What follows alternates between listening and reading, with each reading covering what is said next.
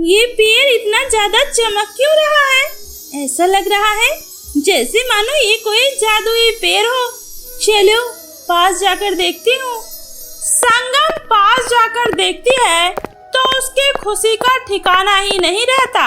अरे वाह, ये तो जादुई राखी का पेड़ है। इसमें कितनी सुंदर सुंदर राखियां लगी हुई है।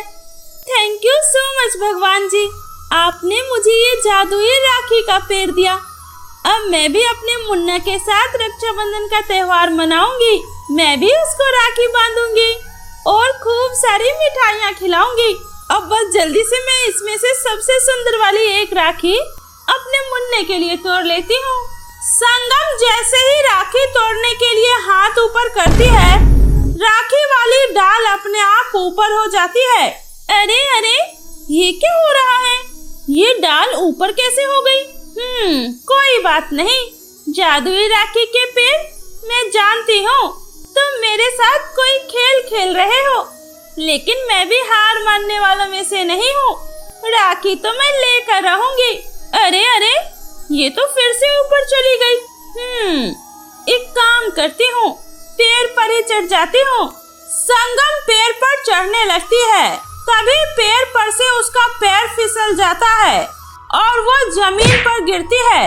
मम्मी बचाओ! अरे पागल वागल हो गई है क्या, जो सुबह सुबह इतनी जोर से चिल्ला रही है? अभी मेरा बेटा जग जाता तो। बहुत सॉली, चल अब उठ जा और घर का सारा काम कर ले। आज तेरी बुआ आने वाली है। क्या बुआ? सच में? ये तो बहुत अच्छी बात है।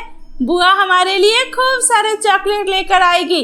अरे तेरे लिए नहीं, सिर्फ मुन्ना के लिए, समझी? क्योंकि 2 दिन के बाद रक्षाबंधन है। चल अब लग जा काम पे। माँ, रक्षाबंधन से याद आया, मेरे पास रक्षाबंधन में पहनने के लिए एक भी नए कपड़े नहीं हैं। आप मुझे इस रक्षाबंधन पर एक नए कपड़े दिला दीजिए ना। अच्छा, तो अब महारानी को नए कपड़े भी चाहिए? क्यों महारानी, कहाँ जाना है तुझे नए कपड़े पहनकर? माँ, रक्षाबंधन में तो मैं भी मुन्ना को राखी बांधूंगी ना, तो मुझे भी नए कपड़े दिलवा दो ना। खबरदार खबरदार, जो मुन्ने के पास भी गई तो मनहूस कहीं की। एक तो पैदा होते ही अपनी माँ को खा गई, अब मेरे मुन्ने के पीछे पड़ी है। तू मेरे मुन्ने को हाथ भी नहीं लगाएगी। लेकिन क्यों माँ, मुन्ना मेरा भी तो भाई है। बहुत जुबान चलने लगी है ना तेरी, कान खोल कर सुन ले। तू मुन्ने की सौतेली बहन है और सौतेली कभी सगी नहीं होती। उस दिन मेरे बेटे को पेट से धक्का दे दी थी ना, अगर मैंने ना देखा होता तो पता नहीं मेरे बेटे का क्या हुआ होता। माँ, मैं कैसे आपको समझाऊं, मैंने मुन्ना को धक्का नहीं दिया था, मुन्ना खुद ही गिरा था। हाँ माँ, दीदी सही कह रही है, दीदी तो मुझे बचाने आई थी। तू चुप कर और जाकर अपने कमरे में पढ़ाई कर, और तू जाकर अपना काम कर, समझी? संगम उदास मन से घर के कामों में लग जाती है। थोड़ी ही देर में संगम की बुआ अनीता आती है। वो अपने साथ ढेर सारे चॉकलेट लेकर आती है। अरे मेरा प्यारा भतीजा, ये देख, मैं तेरे लिए कितनी सारी चीजें लेकर आई हूँ। ये ले, ये भी ले, ये भी ले। संगम भी बहुत ही खुशी से बुआ की तरफ देख रही थी, तभी उसकी बुआ कहती है, अरे तू अब यहीं खड़ी खड़ी हम दोनों को घूरती रहेगी या फिर पानी वानी भी लेकर आएगी? काम चोर कहीं की। अभी लाई बुआ। संगम भागते हुए जाती है और खुशी खुशी पानी लेकर आती है। ये लीजिए बुआ, पानी पी लीजिए। अरे ये क्या किया तूने सारा पानी मेरे ऊपर गिरा दिया।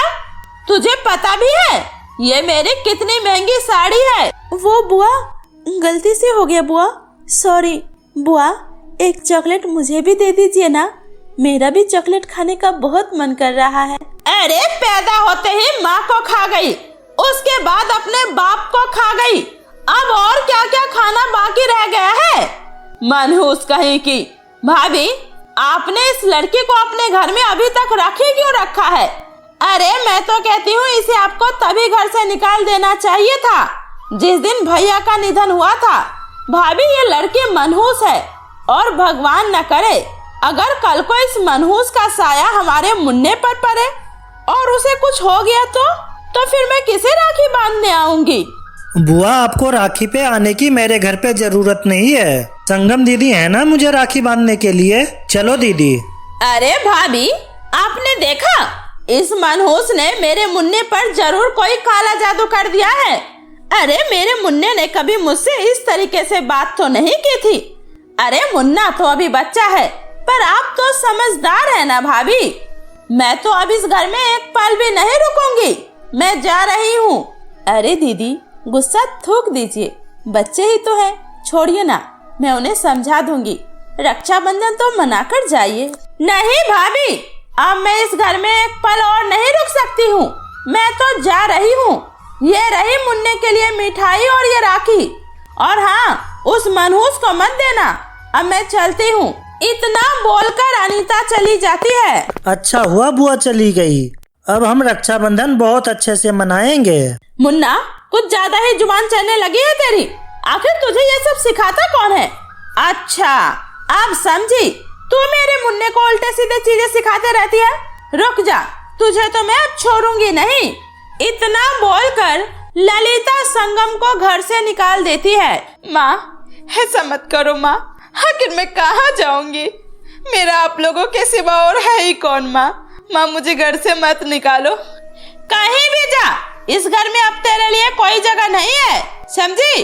अब दोबारा कभी अपनी शकल मत दिखाना। संगम रोते रोते एक पेड़ के नीचे जाकर बैठ जाती है।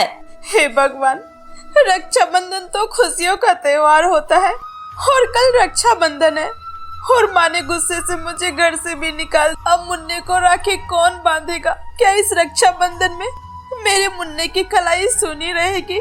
नहीं नहीं, ऐसा नहीं हो सकता। मैं क्या करूं? कहाँ जाऊं? कुछ भी समझ में नहीं आ रहा। याद आया, मेरे सपने में कल जादुई राखी का पेड़ आया था। अब वो जादुई राखी का पेड़ ही मेरी मदद कर सकता है। हाँ, मुझे अब जल्दी से चलकर उस जादुई राखी के पेड़ को ढूंढना होगा। ये सोचकर संगम जंगल में जादुई राखी के पेड़ को ढूंढने लगती है, लेकिन उस मासूम को ये भी नहीं पता होता है कि सपने में देखी हुई चीजें सच नहीं होती। हे भगवान, इतनी देर हो गई, लेकिन मुझे राखी का जादुई पेड़ कहीं नहीं मिला। लेकिन मैं भी ऐसे हार नहीं मानूंगी, मैं भी राखी के पेड़ को ढूंढ कर रहूंगी। राखी के पेड़, तुम जहाँ कहीं भी हो, मुझसे बच नहीं सकते। मैं तुम्हें ढूंढ निकालूंगी। वहीं जंगल की हरियाली परी की नजर संगम पर जाती है। अरे, इस घने जंगल में ये लड़की क्या कर रही है? अगर किसी जंगली जानवर ने इसे देख लिया, फिर तो ये उसका खाना बन जाएगी। नहीं, मुझे उसकी जान बचानी चाहिए। सुनो लड़की, तुम कौन हो और इस घने जंगल में क्या कर रही हो? मैं तो इस जंगल में जादुई राखी के पेड़ को ढूंढ रही हूँ, क्योंकि कल रक्षाबंधन है ना। मुझे अपने मुन्ने के कलाई पर जादुई राखी के पेड़ की ही राखी बांधनी है। ये सुनकर हरियाली परी को उसकी मासूमियत भरी बातों पर दया आ जाती है और वो कहती है, जादुई राखी का पेड़ तुम्हें इस जंगल में नहीं बल्कि हमारे परीलोक में मिलेगा। चलो हमारे परीलोक में, मैं तुम्हें वहीं पर जादुई राखी दूंगी। उसके बाद परी संगम को उड़ाते हुए परीलोक में ले जाती है और एक बहुत ही खूबसूरत जादुई राखी के पेड़ से एक राखी तोड़कर उसे देती है और कहती है, संगम, ये राखी कोई साधारण राखी नहीं है। ये राखी तुम्हारे भाई की हमेशा रक्षा करेगा और तुम इस जादुई राखी से जो भी कुछ मांगोगी, तुम्हें वो सब मिल जाएगा। अरे वाह, आपका बहुत बहुत शुक्रिया जादुई परी जी। अब आप मुझे मेरे घर भी पहुंचा दो ताकि मैं अपने मुन्ने की कलाई पर राखी बांध सकूं।